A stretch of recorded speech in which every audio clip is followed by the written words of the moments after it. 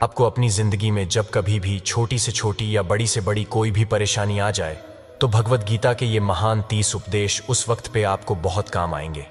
ये पवित्र विचार आपके लिए समझना और उसे अपने जीवन में अनुकरण करना बहुत ही आवश्यक है।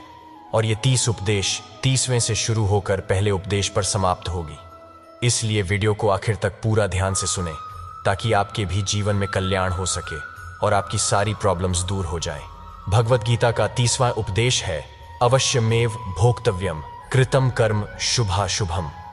इसका मतलब है कि आपने कोई भी कर्म किया हो उसका फल आपको जरूर भोगना पड़ेगा। अगर आपने अच्छे कर्म किए हैं तो वह जाने अनजाने में किसी मुश्किल वक्त पर आपको वो अच्छे कर्म उस मुश्किल वक्त से बचा ही लेंगे। अगर आपने गलत कर्म किए हैं, पाप किया है, तो उसकी सजा भी आपको जरूर मिलेगी। तो इंसान कितना ही छुपकर कर्म करे, चाहे वह कितना ही चालाकी से कर्म करें, लेकिन कहते हैं ना, उस परमात्मा के ईश्वर के चारों तरफ कैमरे लगे हुए हैं। हमारे एक एक कर्म पर वो प्रकृति, वो परमात्मा अपनी दृष्टि बनाए रखते हैं। हमारे एक एक कदम का हिसाब होता है। इसे हम एक कहानी से समझाते हैं। एक गांव में दो मित्र रहते थे। उन दोनों ने विचार किया, इस गांव में हम धन नहीं कमा पा रहे हैं। वो दोनों धन कमाने के लिए शहर चले गए। कुछ वर्ष वहां रहकर उन्होंने काफी धन कमाया। फिर सोचा कि अब हम अपने घर वापस चलते हैं और हमने अच्छा खासा धन कमा लिया है। उस समय पे यातायात की इतनी सुविधाएं नहीं होती थी। वो अपने बैलों पर ही यात्रा कर रहे थे। चलते चलते मार्ग में रात हो गए तो उन्होंने विचार किया कि आज रात हम यहीं विश्राम करते हैं। एक मित्र ने कहा कि मैं यहां पर रहकर धन की रक्षा करता हूं, तुम बाजार जाकर भोजन की व्यवस्था कर लो। जब वह मित्र बाजार गया तो उसके मन में पाप आ गया। उसने सोचा कि इतना पैसा हमने कमा लिया है, अगर मैं इसको यही जंगल में मार दूं तो सारा पैसा मेरा हो जाएगा, नहीं तो मुझे इसका आधा धन इसको देना पड़ेगा। मन में यही खोट आने पर उसने अपने मित्र के खाने में जहर मिला दिया। और जब वो खाना लेकर के अपने मित्र के पास गया, उसका मित्र वो जहर वाला खाना खाकर वहीं पर उसकी मृत्यु हो गई। वह व्यक्ति सारा धन लेकर के अपने घर वापस आ गया। फिर उसके घर में पुत्र ने जन्म लिया। जब उसका बेटा पैदा हुआ तो वो बहुत ही बीमार रहता था।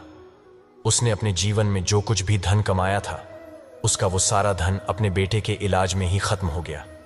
बेटा बड़ा होता गया और इसका धन नष्ट होता गया।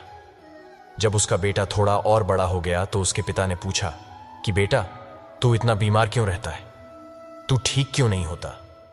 मैंने अपनी जिंदगी का सब कुछ तुझ पर लगा दिया है, फिर भी तेरी तबीयत ठीक नहीं रहती। तो उसके बेटे ने बोला, कौन सा बेटा और कौन सा पिता? मैं तो तेरा वही मित्र हूं जिसको तूने जंगल में जहर देकर मार दिया था। मैंने अपना वही हिसाब पूरा करने के लिए तेरे पुत्र के रूप में तेरे ही घर में आया हूं। अब मेरा तेरा हिसाब बराबर, अब मेरा जीवन यहीं समाप्त होता है। तो गीता का उपदेश हमें यही सिखाता है। कोई अपने आप को कितना भी चालबाज समझता हो, होशियार समझता हो, लेकिन अगर उसने गलत कर्म किया है, चाहे आज नहीं तो कल उसे उसका फल भोगना ही पड़ता है।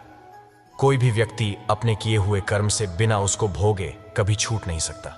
गीता का 29वां उपदेश है कि आपके सारे दुखों का कारण किसी को अपना मानना है। आप कभी गौर करना, आपकी जिंदगी के सारे दुख, सारी तकलीफें, सारी चिंताएं वहीं से आते हैं जहां आपका अपमान होता है कि यह मेरा है, यह मेरा अपना है। यहीं से आपकी जिंदगी में दुख का आना शुरू हो जाता है। इसे एक छोटी सी कहानी से समझते हैं। एक व्यक्ति के पास एक बहुत बड़ा महल था। उसने जिंदगी भर की सारी संपत्ति लगाकर उस महल को बनाया था। आसपास के शहरों के कई लोग उसके महल को देखने आते थे। कई बड़े बड़े सेठ उसके महल को खरीदने की कोशिश करते थे। इसलिए वो महल उसका अहंकार हो गया। उसके जीने की वजह था उसका उस महल से बहुत लगाव था।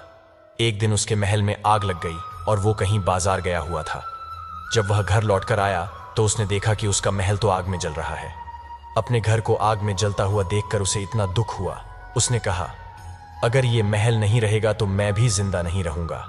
अगर मेरा महल ही जलकर राख हो जाएगा तो मैं जी कर क्या करूंगा।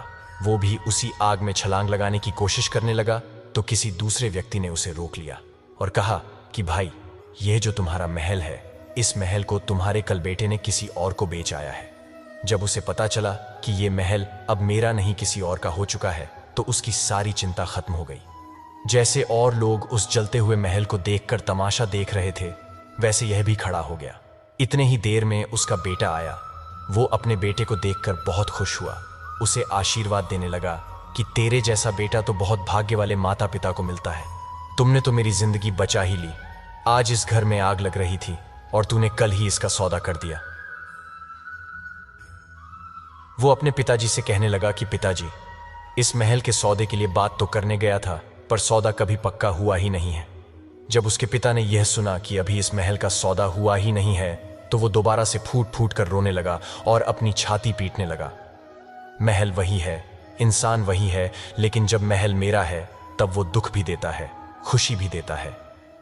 लेकिन जब वो मेरा नहीं है, उससे मेरा कोई रिश्ता नहीं है, तो सारे दुख हो खत्म हो जाते हैं। ऐसे ही जिंदगी में जब किसी जगह, किसी इंसान को, किसी रिश्ते को, किसी काम को हम अपना मान लेते हैं, मेरा मान लेते हैं, वो वहीं से सारे दुखों की शुरुआत होती है, वहीं से हर तकलीफ की शुरुआत होती है।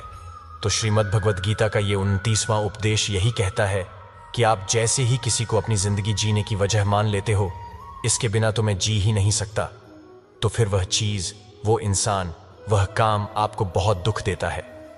दोस्तों, इससे पहले कि हम 28वें उपदेश पर जाए, आपसे विनती है कि अगर आप इस वीडियो से कुछ भी सीख रहे हैं तो इस वीडियो को एक लाइक कर दीजिए और इस चैनल को सब्सक्राइब कर लीजिए। तो फिर चलिए आगे बढ़ते हैं। गीता का 28वां उपदेश है कि जो आपके साथ अधर्म करे, पाप करे, गलत करे, उसे दंड जरूर देना चाहिए। अगर आप उसे सहते हैं तो वो आपके साथ और गलत करता रहेगा। अगर आप उसे सहते हैं तो उसके पाप में आप भी भागीदार हो जाएंगे। अर्जुन श्री कृष्ण से कहने लगे कि जिनसे मैं युद्ध करने जा रहा हूं, ये सब मेरे भाई हैं, मेरे गुरुजन हैं। मैं इनके सामने कैसे हथियार उठाऊं, इनको कैसे मारूं?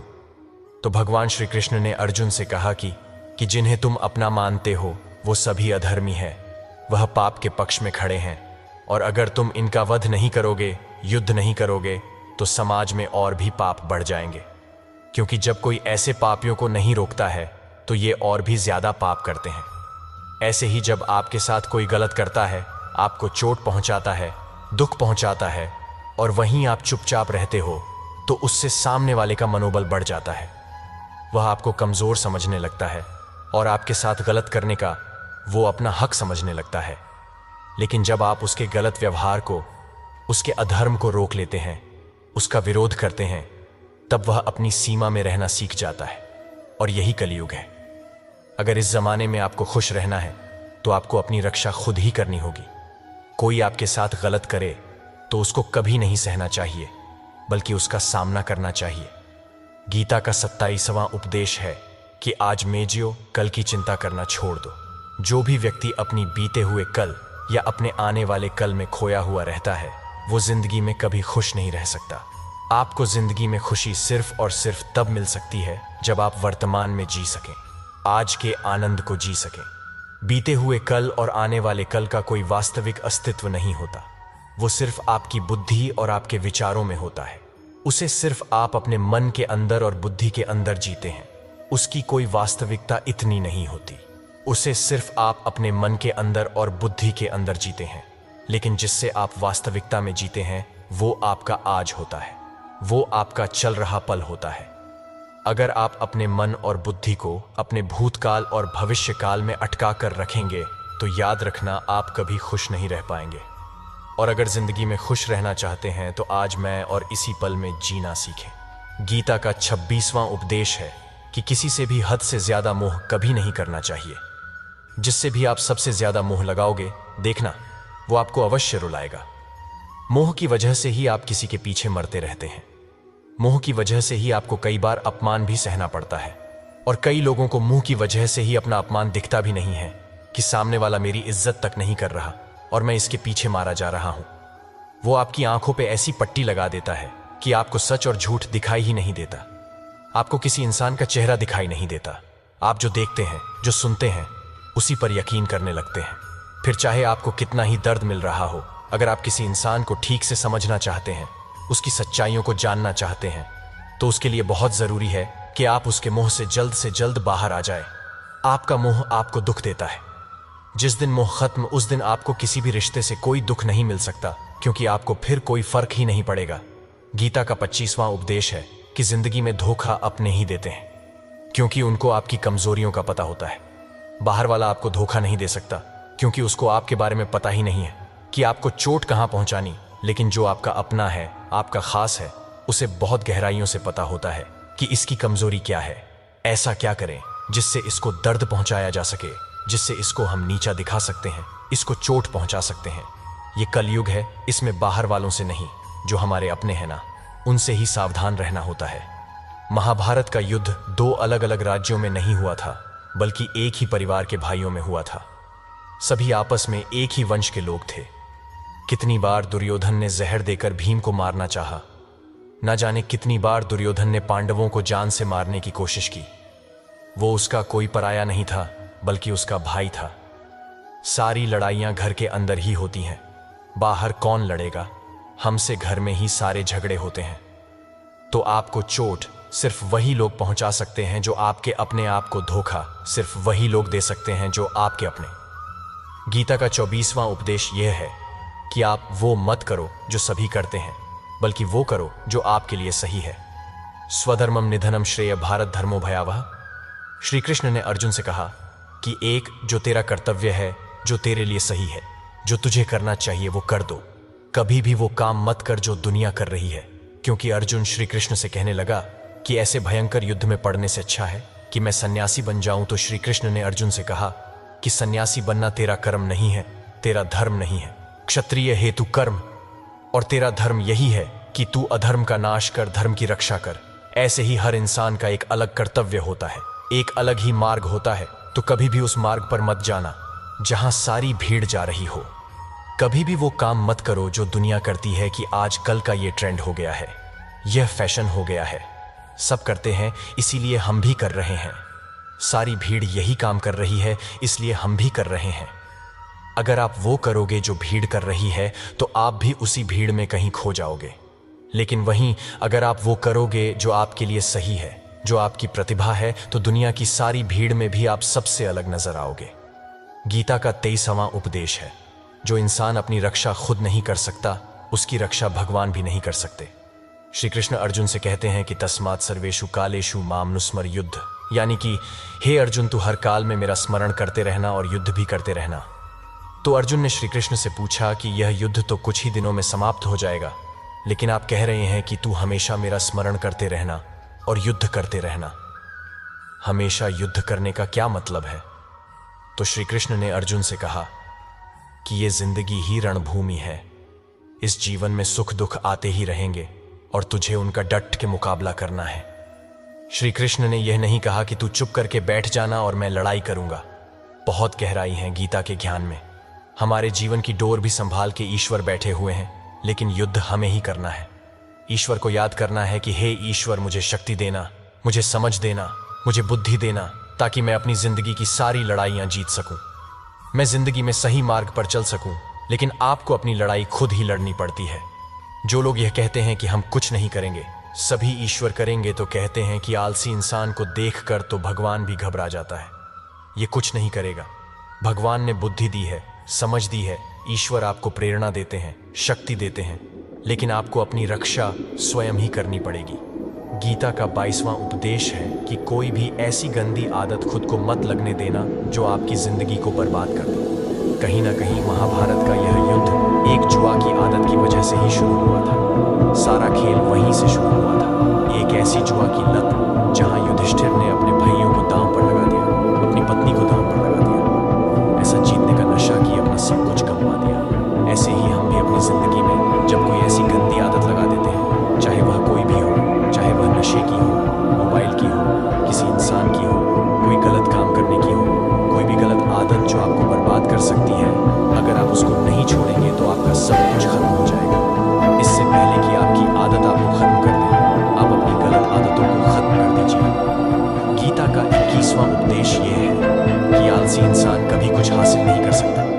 अधिकतर लोग सिर्फ योजनाएं ही बनाते रहते हैं कि मुझे बड़ा घर चाहिए, मुझे बड़ी गाड़ी चाहिए, मैं दुनिया घूमना चाहता हूं, मुझे ये चाहिए वो चाहिए। ये हर कोई सोच लेता है, लेकिन उस पर मेहनत करना, अपना कर्म करना, वो नहीं करते। क्योंकि चाहना तो बहुत आसान है, लेकिन उसके लिए कर्म करते रहना वो बहुत मुश्किल है। हर कोई चाहता है कि मेरा शरीर फिट हो, लेकिन उसके लिए एक्सरसाइज करना वह आपको ही करना होगा। जो इंसान आलसी बनकर बैठा रहता है तो उसे ना ही अच्छा शरीर मिलता है और ना ही अच्छा जीवन मिलता है। तो अगर जिंदगी में कुछ पाना चाहते हो तो आलस्य को अपनी जिंदगी से दूर कर देना। आलस्य के चलते ही आपको कुछ मिलने वाला तो नहीं, लेकिन जो आपके पास है ना, वो भी गंवा दोगे। गीता का 20वां उपदेश ये है कि जिंदगी में अगर खुशी चाहते हो तो मन की गुलामी को त्याग कर दो। कई लोग कहते हैं कि हम करना तो बहुत कुछ चाहते हैं, लेकिन कुछ कर ही नहीं पाते। पता भी सब कुछ है कि क्या करने से हमारी जिंदगी बेहतर हो सकती है, क्या चीज है जो हमको नुकसान पहुंचा रही है, लेकिन फिर भी कुछ कर नहीं पाते। समझते सब कुछ है, लेकिन समझकर भी चाहकर भी कुछ कर ही नहीं पाते। वो इसलिए होता है क्योंकि आप अपने मन के गुलाम बन चुके हों। लोग तो अपनी जीभ का भी स्वाद तक नहीं छोड़ पाते। फिर कहते हैं कि हम पतले नहीं हो पाते, फिट नहीं हो पाते, सक्सेस नहीं मिल रही है, क्योंकि जो आपको करना चाहिए आप वो करते ही नहीं है। आपका मन सब कुछ समझकर भी आपको वो करने ही नहीं देता। इसलिए जिंदगी में अगर आगे बढ़ना है तो अपने मन के अनुसार चलना छोड़ दो। जो आपके ये सही है वो ही आपको करना चाहिए। गीता का 19वां उपदेश ये है कि जो आपका है वो आपको मिल के ही रहेगा, और जो नहीं मिला है उसके लिए रोना छोड़ दो।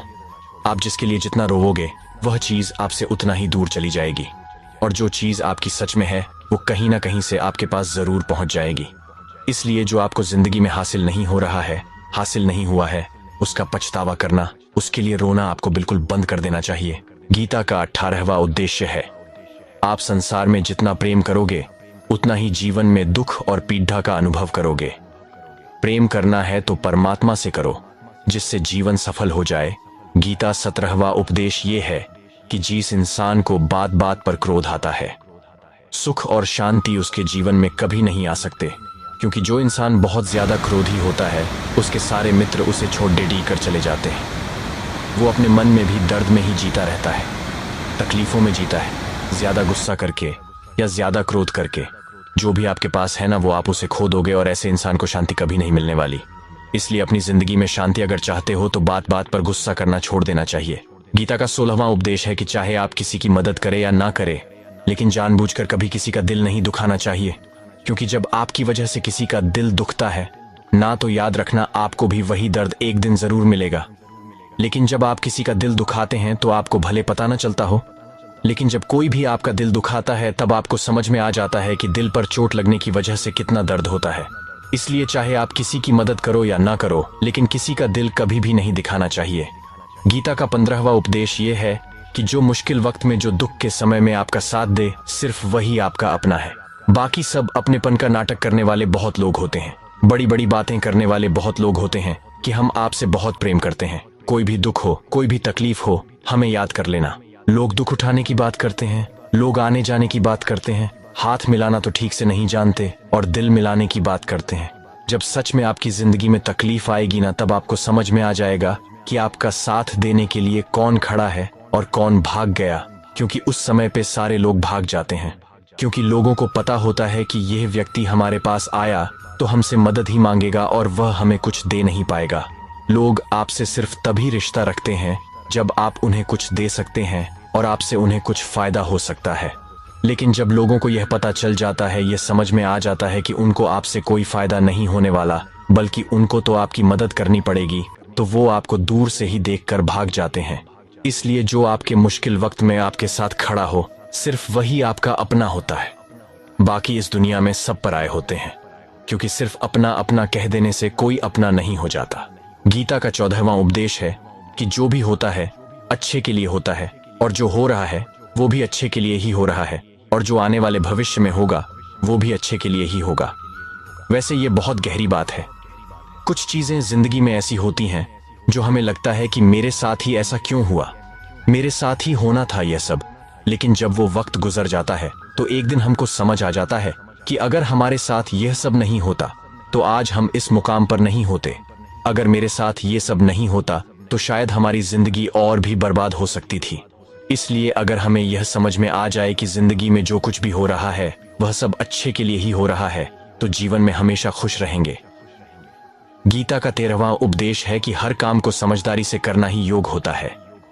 योग कर्म सुकौशलम। कई लोग काम तो करते हैं लेकिन उन्हें हासिल कुछ नहीं होता। बहुत लोग कहते हैं कि हम तो मेहनत बहुत करते हैं, तब भी जिंदगी में सफलता हासिल नहीं हो रही है। लेकिन सच्चाई यह है कि बहुत कुछ करने से, बहुत मेहनत करने से आपको सफलता नहीं मिलेगी। लेकिन सही तरीके से, सही समझ के साथ काम करने से आपको जिंदगी में सफलता अवश्य मिलेगी। गीता का 12वां उपदेश है कि जिसे आप सबसे ज्यादा महत्व दोगे वो आपको कभी महत्व नहीं देंगे। आपने कभी गौर किया है कि आपका अपमान कौन लोग करते हैं कि आप जिसे सबसे ज्यादा हद से ज्यादा महत्व देते हैं? दूसरों की इज्जत करना अच्छी बात है, पर दूसरों की अगर बहुत ज्यादा इज्जत करेंगे उनकी नजर में आपकी इज्जत खत्म हो जाती है। इसलिए किसी को भी कभी भी अपना सब कुछ नहीं बनाना चाहिए कि तुम ही मेरे सब कुछ हो। जैसे ही आप किसी को अपना सब कुछ बना लेते हैं तो आप उसके लिए कुछ भी नहीं रह जाते। इसलिए लोगों को इज्जत उतना ही देना चाहिए जितना वो हजम कर सके। हद से ज्यादा इज्जत देना आपकी ही बेइज्जती करवा सकता है। गीता का 11वां उपदेश है कि कभी भी किसी भी चीज की अति नहीं करनी चाहिए। कोई भी चीज हद से ज्यादा नहीं करना चाहिए। किसी से प्रेम भी हद से ज्यादा मत करना, किसी से नफरत भी हद से ज्यादा नहीं करना। हद से ज्यादा मीठा भी खराब हो जाता है, हद से ज्यादा कड़वा भी खराब हो जाता है। हद से ज्यादा आराम भी आपको बीमार कर सकता है, हद से ज्यादा खाना भी आपको बीमार कर देगा। हद से ज्यादा भूखा रहना भी आपको नुकसान नहीं पहुंचाएगा, और हद से ज्यादा जागना भी आपको बहुत ज्यादा नुकसान पहुंचाएगा। इसलिए जीवन को संतुलन के साथ जीना चाहिए। जैसे ही आप संतुलन को खो देते हैं वैसे ही आपके जीवन में कोई ना कोई छोटी या बड़ी दुर्घटना हो जाती है। गीता का 10वां उपदेश है कि किसी पर भी आंखें बंद करके भरोसा नहीं करना चाहिए। जैसे महाभारत की कथा में दुर्योधन ने कितनी बार षड्यंत्र करके पांडवों को मारने की कोशिश की, आग में जलाने की कोशिश की, पर वो धर्म पर चलने वाले लोग बार बार उसकी बातों में आ गए। ये बात और है कि ईश्वर उनकी रक्षा कर रहे थे, पर जिसे वो अपना भाई समझ रहे थे, जिससे वो अपना सगा समझ रहे थे, जिस पे वो भरोसा कर रहे थे, वहीं उनकी मृत्यु करवाना चाहता था। इसीलिए भरोसा करते समय अपनी आंखें जरूर खुली रखनी चाहिए। गीता का 9वां उपदेश है कि जीवन में वैसे तो लड़ाई झगड़े से बचना चाहिए, लेकिन जब बात आपके चरित्र, सम्मान और अधिकार की हो तो लड़ना भी चाहिए।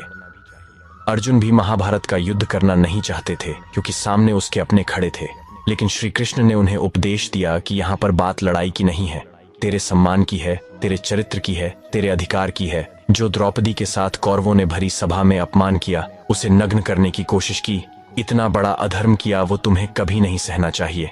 इसलिए बात जब आपके चरित्र पर आ जाए, आपके सम्मान पर आ जाए, तो चाहे वो अपना ही क्यों ना हो, आपको उसके साथ अवश्य ही लड़ना चाहिए। गीता का 8वां उपदेश है जिसके साथ सत्य और ईश्वर की शक्ति है। चाहे सारी दुनिया उसके खिलाफ ही क्यों ना हो जाए, लेकिन अंत में जीत उसी की होती है। महाभारत की जब लड़ाई हो रही थी तो धृतराष्ट्र बार बार संजय से पूछता था कि बताओ, युद्ध में कौन जीत रहा है, कौन हार रहा है, क्योंकि उसे विश्वास था कि भीष्म पितामह मेरे पक्ष में है, गुरु द्रोणाचार्य मेरे पक्ष में है, और यहां तक कि कर्ण भी मेरे पक्ष में है, तो भला हमें कौन हरा सकता है। लेकिन संजय ने धृतराष्ट्र को कहा कि जहां ईश्वर है वही कर सकते हैं, और हमेशा वही जीत होती है। चाहे आपके पास कितनी भी शक्ति क्यों ना हो, लेकिन सत्य और ईश्वर जिसके लिए खड़े हो जाएं, उसे दुनिया में कोई भी नहीं हरा सकता। गीता का 7वां उपदेश है कि चाहे कितना भी बुरा वक्त आ जाए, लेकिन जो इंसान जिंदगी में कभी हिम्मत नहीं हारता, वो सब कुछ हासिल कर सकता है। जब पांडव लोग जुए में सब कुछ हार गए, उनको 12 साल के लिए वनवास मिला और 1 साल के लिए अज्ञातवास। वह भिक्षा मांग के अपनी जिंदगी को पालते थे, भयानक जानवरों के बीच जंगलों में भटकते रहते थे, लेकिन इतना मुश्किल वक्त झेलने के बाद भी आखिर में विजय उन्हीं की हुई, क्योंकि उन्होंने अपने अंदर कभी हिम्मत नहीं खोई। ऐसे ही आपकी जिंदगी में कितना ही मुश्किल वक्त क्यों ना आ जाए, लेकिन आपके अंदर अगर हिम्मत है तो जीत आपकी अवश्य होगी। गीता का 6वां उपदेश है कि वो इंसान जिंदगी में सफल माना जाएगा जो अंदर से हमेशा खुश रहता है। बाहर से तो सभी खुश दिखाई देते हैं, लेकिन अंदर से इंसान अशांति से भरा रहता है। बहुत पैसा कमा लिया, कामयाबी हासिल कर ली, लेकिन वो कामयाबी असली नहीं। असली कामयाबी तब मानी जाएगी जब आपका मन खुश रहता हो। गीता का 5वां उद्देश्य यह है कि आप जैसा अन्न खाओगे वैसा ही आपका मन और आपकी बुद्धि होगी। अब वैसा ही कर्म करोगे और वैसा ही आचरण करो। सात्विक खाना खाओगे तो आपका मन भी सात्विक होगा, सात्विक व्यवहार भी करोगे, सोच भी आपकी अच्छी होगी। श्री कृष्ण ने भागवत गीता में सात्विक, राजसी और तामसी इन तीनों आहारों का विस्तार से वर्णन किया है कि क्या खाना चाहिए क्या नहीं खाना चाहिए, पर इसका निचोड़ यही है कि जो मनुष्य सात्विकता से भोजन करता है उसे जीवन में सुख और शांति अवश्य मिलते हैं। गीता का चौथा उपदेश है कि जो किसी और का है उस पर कभी अधिकार अपना नहीं जमाना चाहिए, कभी कब्जा नहीं करना चाहिए। जब शकुनी ने षड्यंत्र करके पांडवों को हस्तिनापुर से अलग करवा दिया, एक राज्य दे दिया जहां की भूमि भी बंजर थी, जहां और कुछ नहीं हो सकता था, लेकिन पांडवों ने उस शहर को इतना सुंदर बना दिया, इतना वैभवशाली बना दिया कि हस्तिनापुर भी उसके आगे फीका लगने लगा। और उसके वैभव को और सुख को देखकर दुर्योधन अंदर ही अंदर जलता था, और इसलिए उसने कई षड्यंत्र करके उनका वो खांडव प्रस्थ भी उनसे छीन लिया। जो चीज उनकी नहीं थी उस पर भी कब्जा किया, तो उसका आखिर में परिणाम यही हुआ कि जो चीज उनके पास थी वो भी उसके पास नहीं रही, उसे गंवाना पड़ गया। इसीलिए जो आपका नहीं है कभी उस पर अधिकार नहीं जमाना। गीता का तीसरा उपदेश है कि बुरा इंसान कभी अपनी बुराई नहीं छोड़ेगा, चाहे आप उसके साथ कितना भी अच्छा कर लो, वो आपको तकलीफें अवश्य ही देगा। इसलिए जो जैसा है आप उसके साथ वैसा ही व्यवहार करें। बुरे इंसान के साथ आप कितना भी अच्छा बन जाओ, वो कभी अच्छा नहीं बनने वाला। दुर्योधन जंगल में पांडवों को मारने के लिए गया था, लेकिन वहां पर भी लोगों ने दुर्योधन को पकड़ लिया। उसका मित्र कर्ण भी उसे छोड़कर भाग गया। वो भील दुर्योधन को मार देना चाहते थे, लेकिन युधिष्ठिर अपने भाई की रक्षा करने के लिए वहां पहुंच गया और उसके जीवन की रक्षा की। लेकिन उसके बाद क्या हुआ, वो हमेशा पांडवों को नुकसान ही करता रहा। इसीलिए अगर कोई इंसान बुरा है उसके साथ आप ज्यादा अच्छा बनने की कोशिश ना करो। जो जैसा है उसके साथ वैसा ही व्यवहार करो। गीता का दूसरा उपदेश है कि मृत्यु से डरना व्यर्थ है। हर व्यक्ति के मन में मृत्यु का भय होता है। इस संसार का जब से निर्माण हुआ है तब से जन्म मृत्यु का चक्र चला आ रहा है। यह प्रकृति का नियम है। इस सत्य को स्वीकार करके भय मुक्त होकर आज में जीना चाहिए।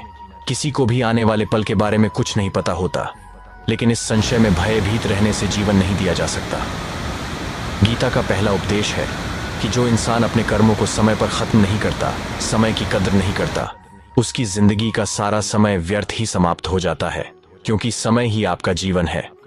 अगर आप अपने समय को व्यर्थ में नष्ट करते रहेंगे और उसे गवाह देंगे तो आपको जीवन में कुछ भी हासिल नहीं होगा।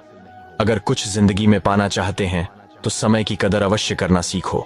जो भी व्यक्ति गीता के इन 30 उपदेशों को रोज सुनेगा, समझेगा, तो जिंदगी की कितनी भी मुश्किल से मुश्किल घड़ी क्यों ना आ जाए, उसे ऐसे मुश्किल वक्त में भी रास्ता अवश्य मिलेगा। दोस्तों, अगर आपने इस वीडियो से कुछ भी सीखा हो तो इस वीडियो को एक लाइक कर दीजिए और कमेंट में जय श्री राधे कृष्णा अवश्य लिखिए। और इस चैनल पर नए हैं तो चैनल को सब्सक्राइब करके नोटिफिकेशन बेल आइकन को ONL पर सिलेक्ट कर लीजिए। आप सभी खुश रहिए और सभी को खुश करने की कोशिश कीजिए। धन्यवाद। जय श्री कृष्ण, जय राधे श्याम।